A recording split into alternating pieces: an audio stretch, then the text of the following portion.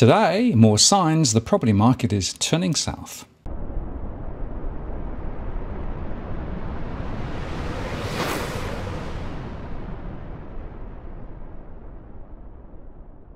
Hello again, it's Martin North from Digital Finance Analytics. Welcome to this post covering finance and property news with a distinctively Australian flavour. Well, the latest lending data we discussed a few days ago highlighted that momentum is easing. And we know that listings are strong. And as we've been tracking on our Monday shows with Edwin, we've seen significant changes in the types of property on the market. So potential buyers can certainly take their time. And now the AFR is reporting that nearly 1 in 5 vendors in Sydney's northern beaches slashed their asking prices halfway through the marketing campaign by around 7.4%, or $203,000 on average off the median house price during November, as listings soared and affordability hit buyers' budgets. Analysis by Domain also showed that sellers in the premium suburbs and inner city areas led the pack in discounting their properties as the market started to shift in favour of buyers. More than 1 in 7 vendors in Sydney's eastern suburbs have reduced their asking prices by around 7.6%. That's on average $273,000 off the median price. And a similar proportion in the inner west chopped their asking price by 5.2% on average. Asking prices in around 1 in 8 listings in North Sydney and Hornsby and in Melbourne's inner south were also revised down by up to 6.1%. The areas seeing the largest proportions of listing with asking prices being reduced have recorded the highest prices increases in the past 12 to 18 months, said Nicola Powell, Domain's Chief of Research and Economics. These premium markets in Sydney and Melbourne have led the upswing and has seen exceptional growth through the housing boom, and they are further along the price cycle. So this is a real indication of where we are in the price cycle, because the premium end is now slowing.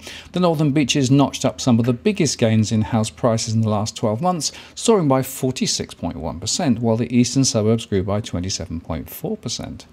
More than 1 in 10 vendors in Sydney's Ryde, inner southwest and Sutherland have reduced their asking prices, and a similar proportion of vendors in Melbourne's outer east have also lowered their expectations.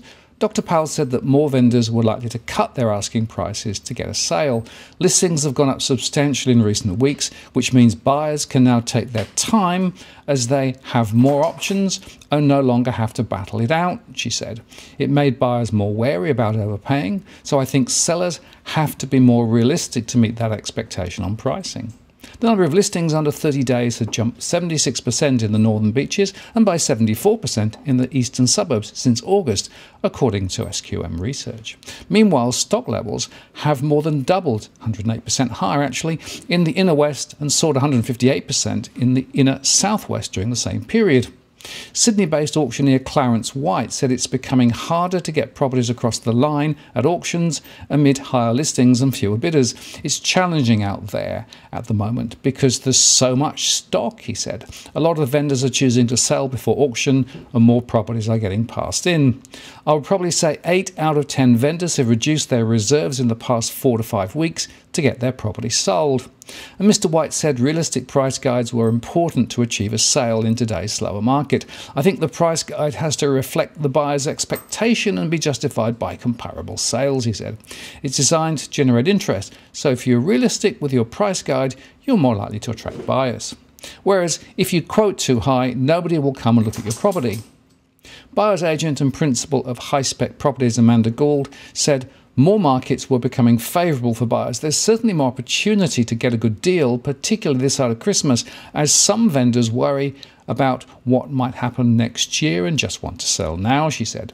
We've been able to get our clients properties that are significantly cheaper compared to the peak and well within their budgets. And Jack Henderson, founder of buyer's agency Henderson Advocacy, said a deluge of new listings and fewer active buyers have also enabled them to nab a good deal for their clients. There are definitely better buyers now, he said. We bought a 3-bedroom apartment on Military Road in Dover Heights just 2 weeks ago for $950,000. This property would have easily sold for $1.3 million just 2 months ago, but the market has shifted and we were the only buyers.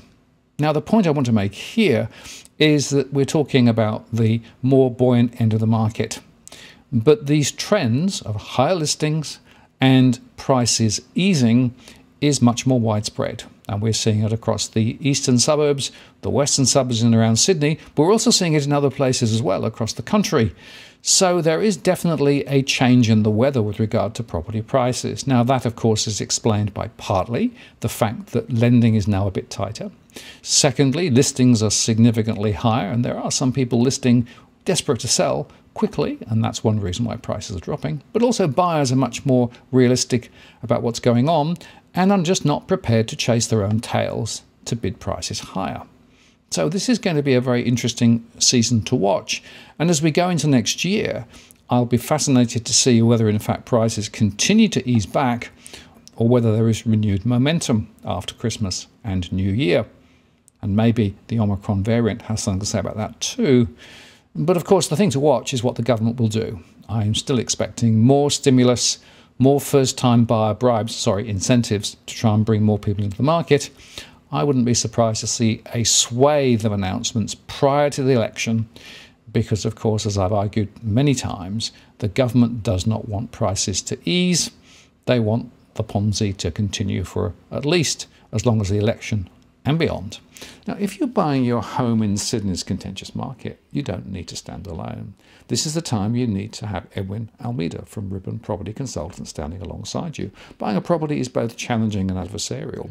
The vendor has a professional on their side. Emotions run high, price discovery and price transparency are hard to find, and then there's the wasted time and financial investments that you make. Edwin understands your needs, so why not engage a licensed professional to stand alongside you? With RPC, you know you have experience, knowledge, and master negotiators looking after your best interests. So shoot Ribbon an email at info@ribbonproperty.com.au, and if you use the promo code DFAWTW/Martin, you can get a 10% discount offer. I'm Martin North from Digital Finance Analytics. Many thanks for watching, and I'll see you again next time.